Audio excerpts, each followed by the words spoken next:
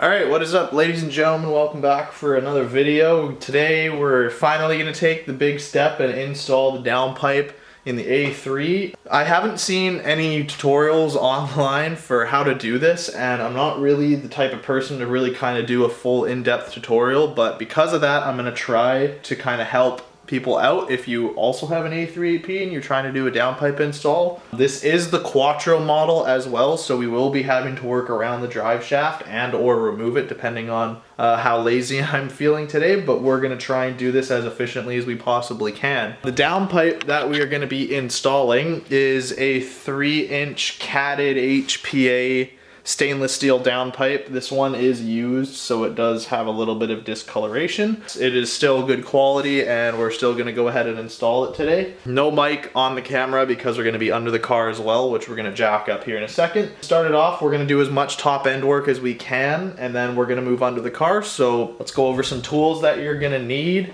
if you're following this as a tutorial. First couple of things, make sure that you have lots of choices for wrenches here. I'm not entirely sure what size the O2 bungs are, but I know the biggest size that you'll need is either a 22, a 19, that's just for the O2s. So you can do it on a wrench if you feel like you're not gonna round off your O2s, or you can use crow's foot. And then you're also gonna need triple squares if you're doing this on an A3, because the heat shields that cover the intake pipe on the top of the exhaust are triple squares, which I don't understand why, but that's just Audi doing their thing. And then other than that, it's just basic hand tools like sockets and that kind of thing.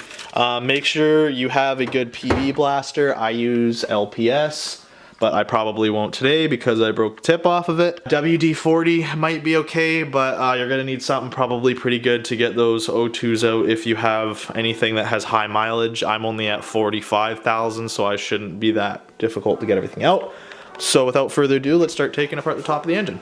First things first, engine cover. Just get that out of the way. Don't wanna break that, don't wanna get it dirty. Assuming you have an aftermarket intake due to the fact that you're now going for stage 2 upgrades, such as the downpipe, remove your aftermarket intake. You don't have to remove the whole thing. Remove the back pipe that connects your mass airflow sensor to your turbocharger, the main pipe. Don't have to take anything else out. Just make sure you don't tear any of your couplers when you're moving the pipes out of the way, because that will be a bad day when you go to put everything back together. If you have power tools, go ahead and use them. Just be careful. Like I said, you don't want to wreck anything while you're doing this. And then also you're going to want to remove the PCV tube that connects to the pipe in the back.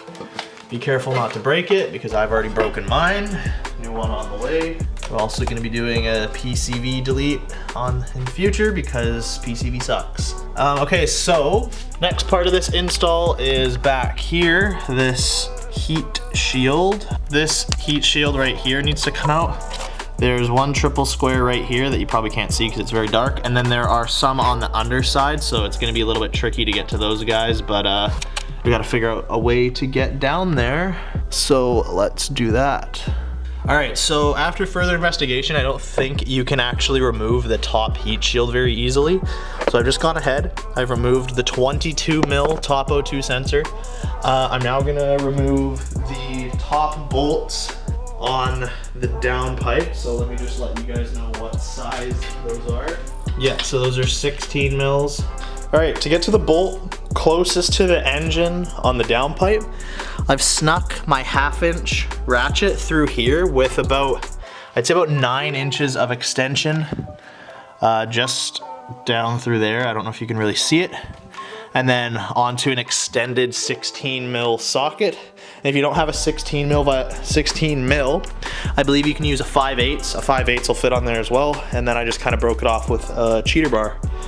And so now I'm just gonna try and wiggle that guy off, and then I think we'll be ready to go under the car, or I'm gonna try and get more that I can from the top. All right, so next thing we're gonna need to do is get this little shield right here out of the way so that we are able to drop the drive shaft a little bit here. So what we're gonna do is we're gonna take that bolt out, and then there's an identical one right there. And then also those little retaining clips, I believe, need to come out as well. We'll pull the drive shaft back and we'll see what else we're cooking with here. All the drive shaft bolts are out. Center bearing for the drive shaft is disconnected. And so now I'm gonna lower the mid pipe out of the way so that I can drop this heat shield out and then move the drive shaft over to the right side so I can start loosening those bolts. All right, so all of the downpipe bolts are disconnected. I broke one stud, so I'm gonna have to just rock 3 and then go to Lordco after this and then re-stud that one. But I'll show you guys how to pull a stud too once I get the downpipe out. But now I'm disconnecting the downpipe mount. Drive shaft is gonna move up and to the right once I get this out, and then we'll slide the downpipe out and take a look at this bad boy. And I'm sorry I'm not really getting step-by-step stuff, but I literally have like a foot of room to work with underneath the car, so it's kind of hard to get these angles and everything, but yeah. All right, so here is our upgrade, going from this bad boy right here, lots of cats, to 1 cat, no res, gonna be real loud. I mean, I'm gonna bolt it in and everything, and then I'm gonna start it with just the downpipe just to see how loud it is, because I'm curious. Actually, wait, no, I can't start it because I have my intake part, damn it.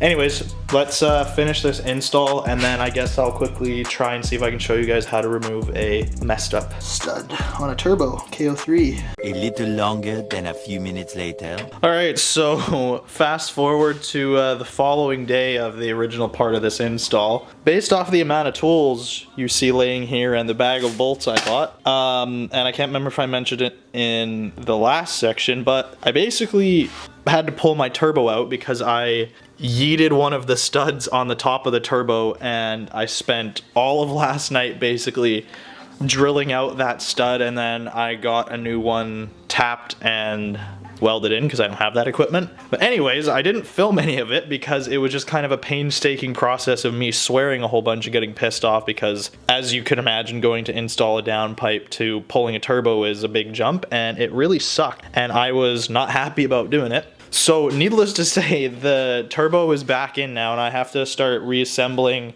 the axle and some other fun, good stuff. But I did pull it out of the top, which is pretty impressive, because a lot of people on GTIs drop them out of the bottom, but since we are all-wheel drive, we can't, so it had to come out the top, and that was an interesting experience. But less than 24 hours later, turbo pulled, repaired, put back in, and now we're gonna be putting some stainless steel bolts in because I'm not dealing with the garbage of rusted nuts if I ever decide I'm gonna do a turbo upgrade, and a lot of anti-seize as well wherever I put that. But anyways, let's get back to installing the downpipe after I finish installing all that. Cover girl.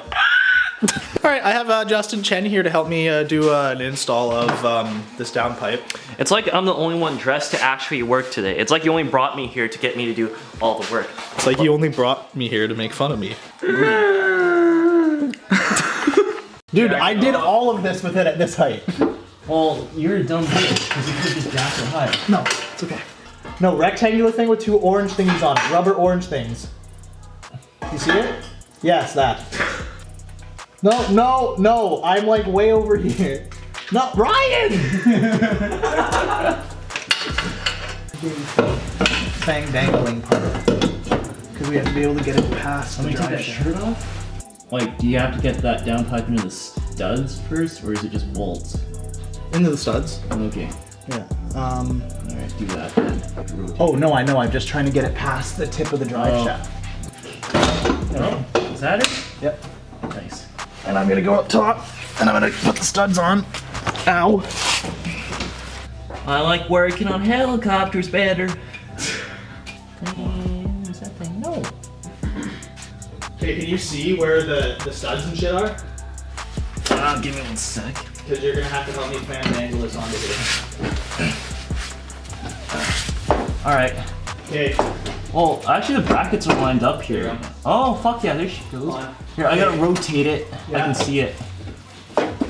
Yeah, there you go. Okay, now push the tail end up a little more. That's as far as she goes. Okay, rotate it. Yeah. There we go. There we go.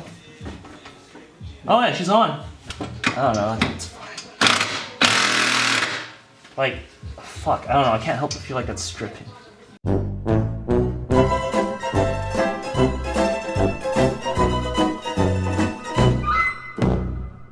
Dude, if it's that hard, I think it's stripping it. All right, so the downpipe is in, brackets are all in, O2s are hooked up. Oh yeah, we should probably tighten the O2s. And now I just gotta put the intake in, check for leaks after doing the turbo reinstall, and yeah.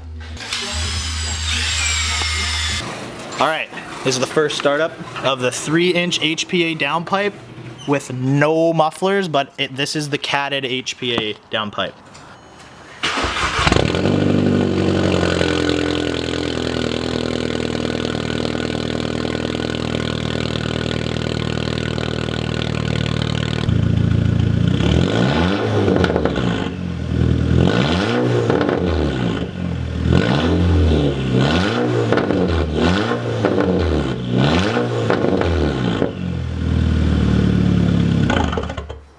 Dude, that sounds so sick. I'm so happy. High five, Chen.